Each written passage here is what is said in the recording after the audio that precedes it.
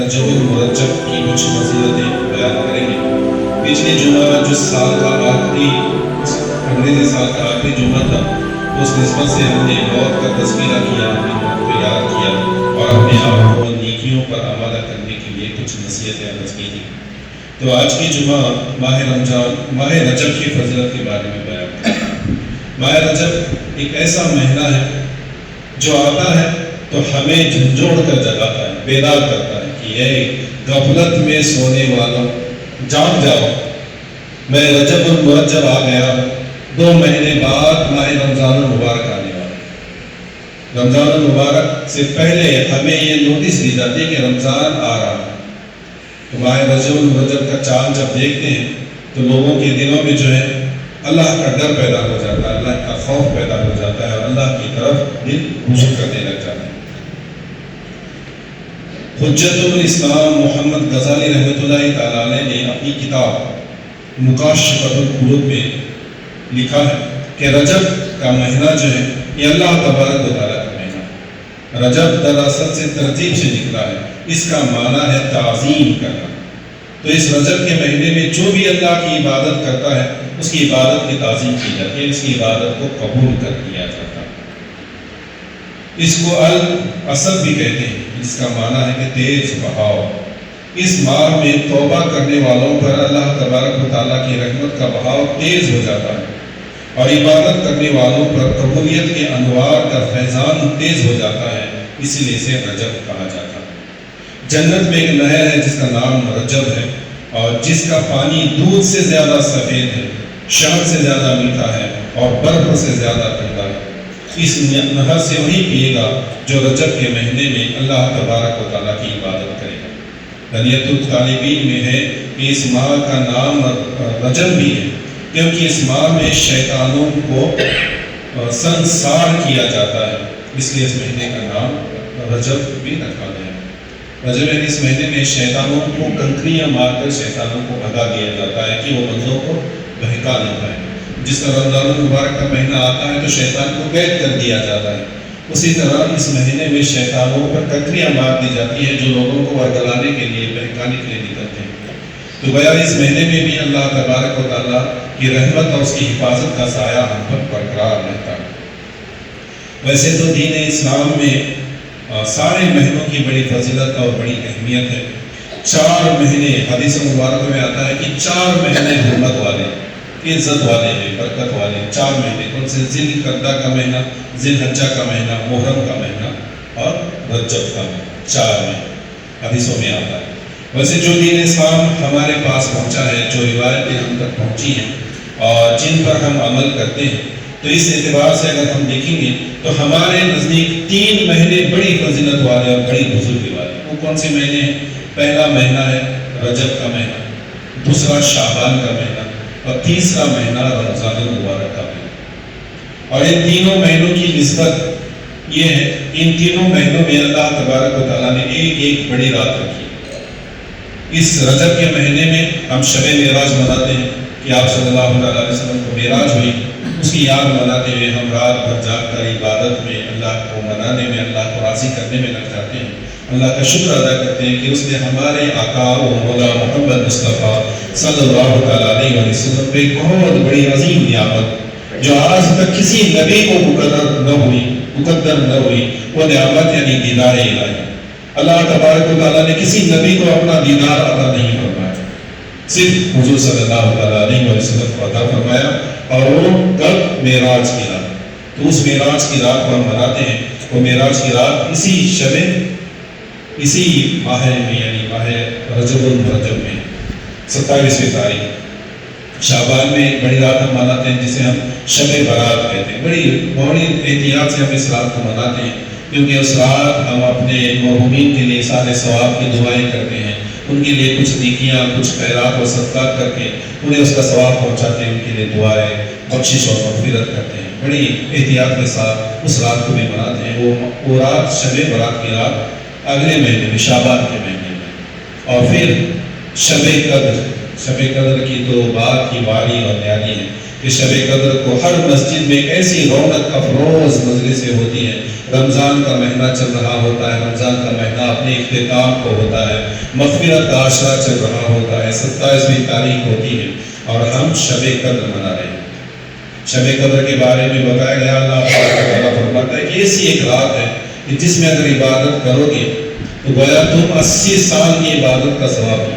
1000 مہینوں سے بہتر ہو رہا ہے، گویا 80 سال سے زیادہ عبادت کا ثواب اس میں ملے. تو ایسی برکتوں والی راتیں ان تینوں مہینوں میں ہیں اور ان تینوں مہینوں کی بڑی فضیلت ہے اور ان کی نسبتوں کی کیا کہنے کہ 3 مہینوں میں 3 بڑی راتیں بھی اللہ نے دی ہیں جو بڑی فضیلتوں والی، بڑی بزرگوں والی راتیں ہیں.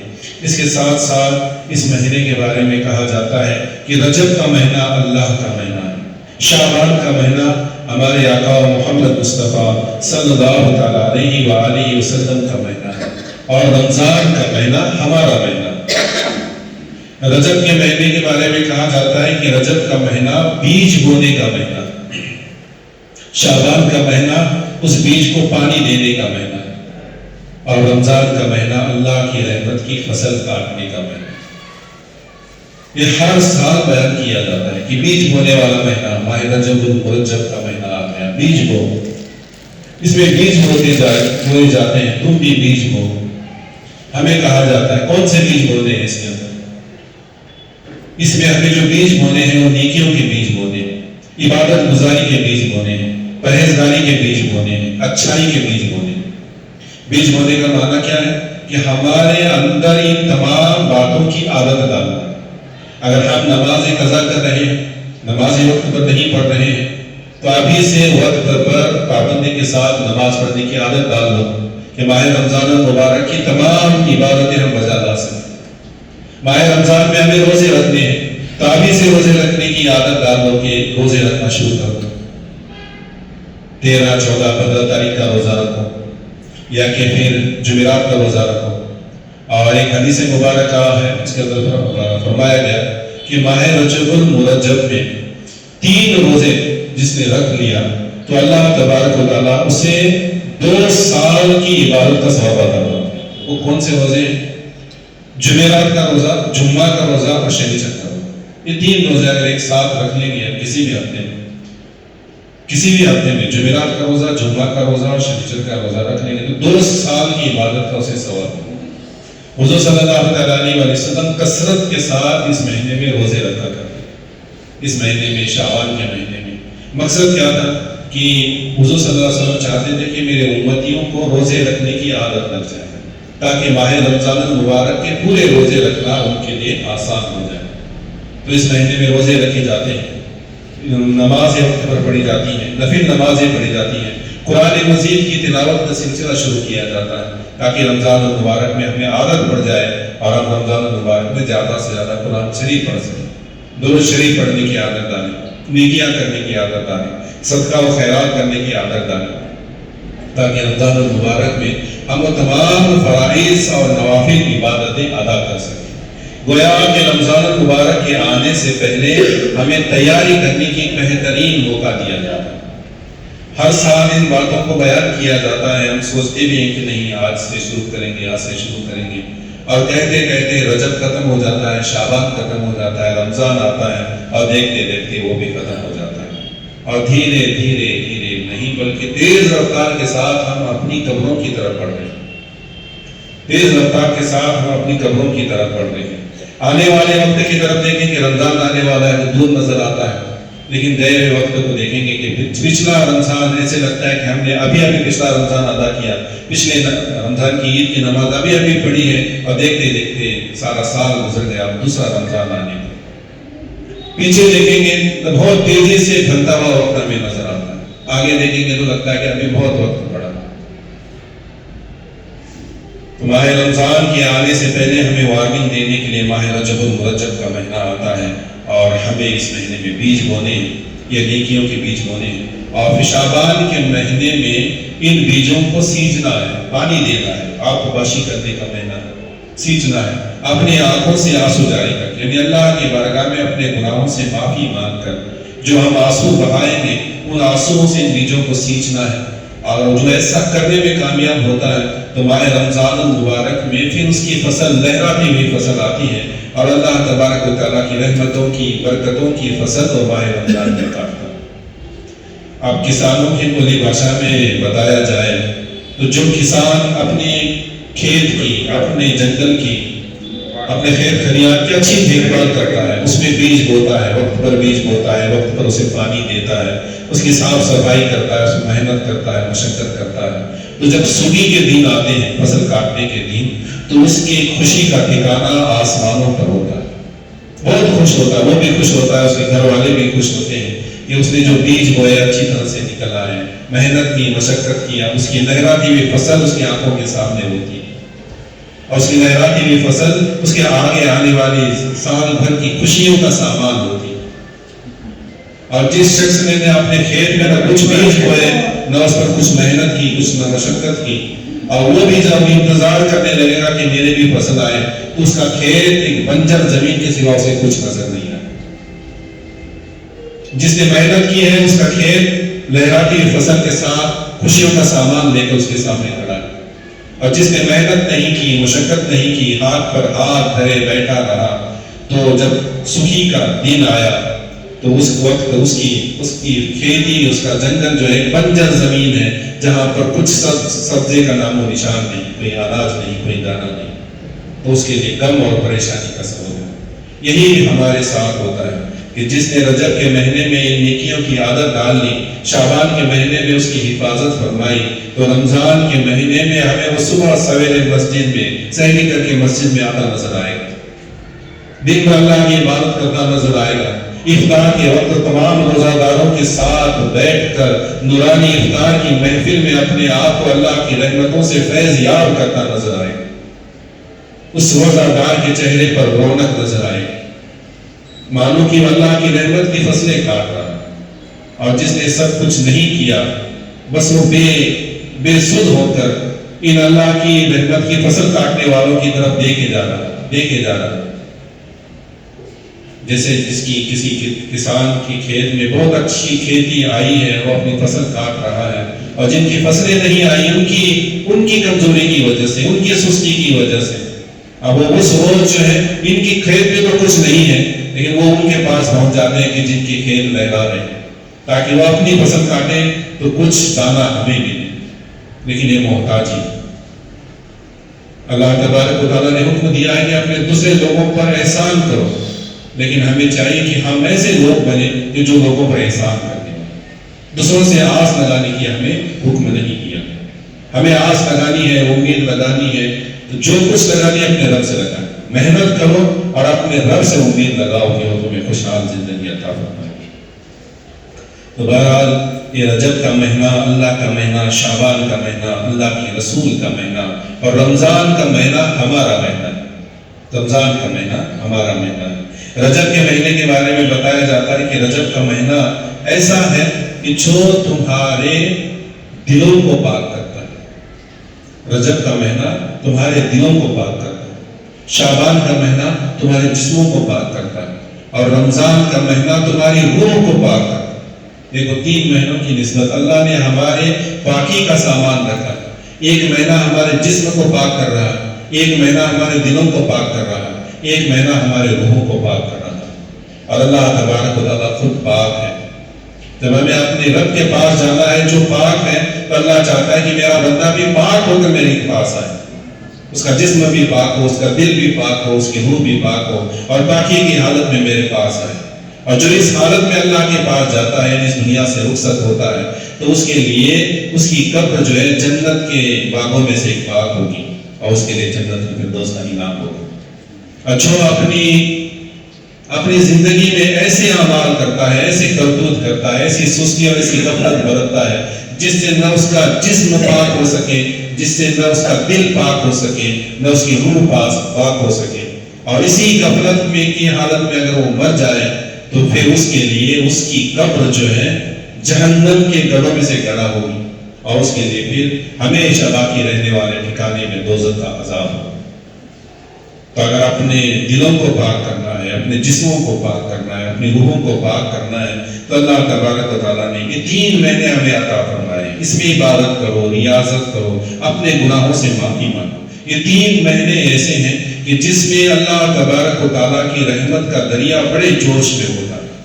جو بھی اللہ سے اپنے گناہوں کی توبہ کرتا ہے اللہ اس کے توبہ کو قبول فرماتا ہے، جو اپنے خطاؤں کی معافی مانگتا ہے اللہ اسے معاف کر دیتا ہے، جو اپنے رب سے نعمتیں مانگتا ہے اللہ انہیں وہ نعمتیں عطا کرتا ہے۔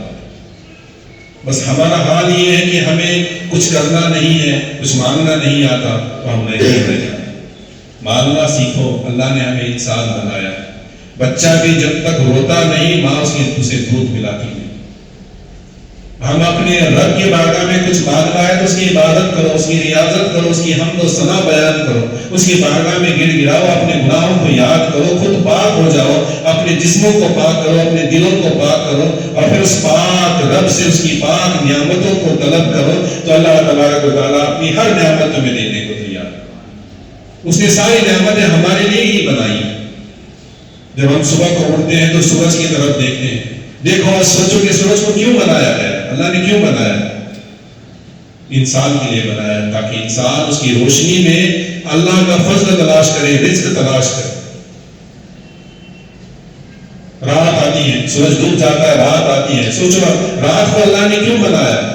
انسان کے راحت کے لیے، سکون کے لیے بنایا کہ دن بھر دوڑ دھوپ کرنے کے بعد میرا بندہ رات کو آرام کرے، سکون حاصل کرے۔ ان پیڑ پودوں کو دیکھو، پیڑوں پر لگے ہوئے پھلوں کو دیکھو، یہ پھل کس کے لیے بنائے گئے؟ کون توڑ سکتا ہے ان پھلوں کو؟ کس جانور کو اللہ نے ہاتھ دیے؟ کس جانور کو اللہ نے سوچنے کے لیے دماغ دیا ہے؟ سب سے زیادہ دماغ اللہ نے انسان کو دیا ہے، توڑنے کے لیے ہاتھ دیے۔ اس ساری نعمتیں اللہ نے انسانوں کے لیے بنائی۔ جنگل میں دوڑتے ہوئے ہرن دیکھو، بکریوں کے ریوڑ کو دیکھو، یہ کس کے لیے بنائے گئے؟ انسان کے لیے بنائے گئے۔ کھیت کھلیان میں اگتی ہوئی فصلوں کو دیکھو، انسان کے لیے بنائی گئی۔ یہ اللہ انسان کو اپنے بندوں کو نعمتیں دینا چاہتا ہے، کسی سے نعمت چھیننا نہیں چاہتا، لیکن اللہ چاہتا ہے کہ میرا بندہ بن کر رہے۔ میں جیسے بندوں کو پسند کرتا ہوں ویسا بندہ بن کر رہے تو میں اپنی ہر نعمت اس پر نچھاور کر دوں، ہر نعمت اس پر نچھاور کر دوں۔ تو ہم اپنے رب کو منانے کی فکر نہیں کرتے۔ اب اس رجب کے مہینے میں ہمیں بیج بونے ہیں۔ میں آپ کو بتا دوں کہ کیا بیج بوئے جا سکتے ہیں۔ نمازوں کی پابندی ہمارے اندر نہیں ہے۔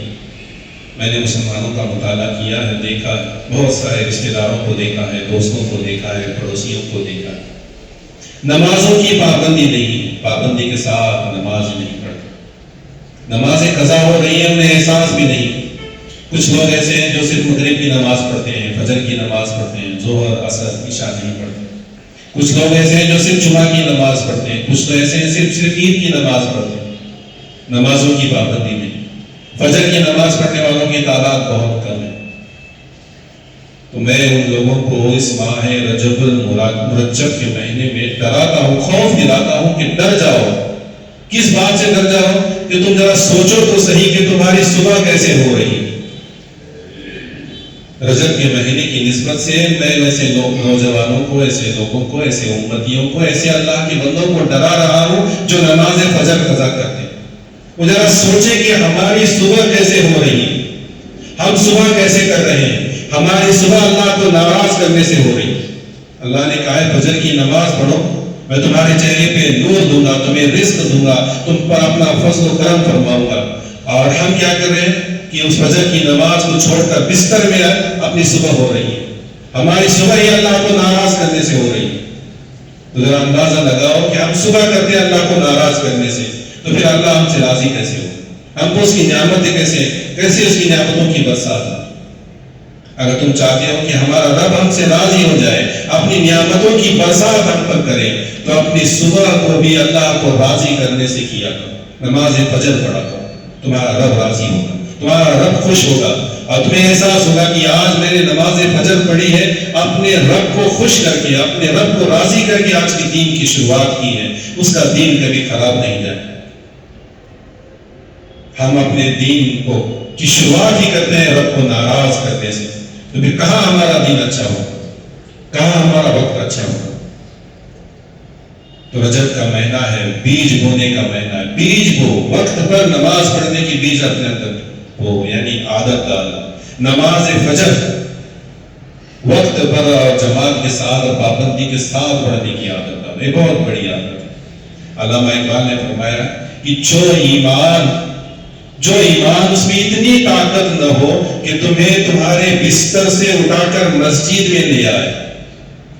علامہ اقبال کے اشعار کا میں خلاصہ بیان کر رہا ہوں کہ جس ایمان میں اتنی طاقت نہ ہو کہ وہ تمہیں تمہارے بستر سے اٹھا کر مسجد میں فجر کی نماز کے لیے مسجد میں نہ لا سکے, اس میں اتنی بھی طاقت نہیں ہے اس ایمان میں کہ آزان ہو رہی ہے, مؤذن اذان دے رہا ہے, محلے میں ہمارے ارد گرد, ہم مرج میں رہتے ہیں, کئی 40 اور 50 مسجدیں, ہم اپنے گھر میں بیٹھتے ہیں تو 5-6 اذانیں مسجدوں کی سنائی دیتی. سردی پڑ رہی ہے, ہم اپنے گرم بستر میں سوئے ہوئے ہیں, مؤذن اذان دے دے کر خاموش ہو رہا ہے, لیکن ہم اٹھ کر مسجد میں نماز کے لیے نہیں جا رہے ہیں. ہمارے ایمان میں اتنی طاقت ہی نہیں ہے کہ ہمیں ہمارے بستروں سے اٹھا کر مسجد تک لے جا سکے. علامہ اقبال فرماتے ہیں کہ پھر اس ایمان سے یہ امید بھی نہ رکھو کہ کل تمہیں قبر سے اٹھا کر جنت میں لے جائے گا, قبر سے اٹھا کر جنت میں لے جائے گا, اس کی امید بھی نہ رکھو کہ اس کی میں کچھ طاقت ہی نہیں ہے. اگر اس میں طاقت ہوتی تو تمہارے بستروں سے اٹھا کر تمہیں مسجد میں لے آتا. جس کے ایمان میں اتنی طاقت ہے کہ صبح کو بستر سے اٹھا کر مسجد میں لا سکتا ہے, تو وہی ایمان اس شخص کو مرنے کے بعد قبر سے اٹھا کر جنت میں لے جائے. وہی ایمان اسے قبر سے اٹھا کر جنت میں لے جائے. اگر ہم چاہتے ہیں کہ ہمارے ایمان میں ایسی طاقت ہو, ہمارے ایمان میں ایسی قوت ہو کہ ہم مرنے کے بعد میدان محشر میں قبر سے اٹھے تو ایمان ہمیں جنت میں لے جائے, تو اس ایمان میں ایسی طاقت اور قوت پیدا کرو کہ آزان ہو تو ہم اپنا گرم بستر چھوڑ کر نماز فجر کے لیے مسجد میں آنے والے بن جائیں.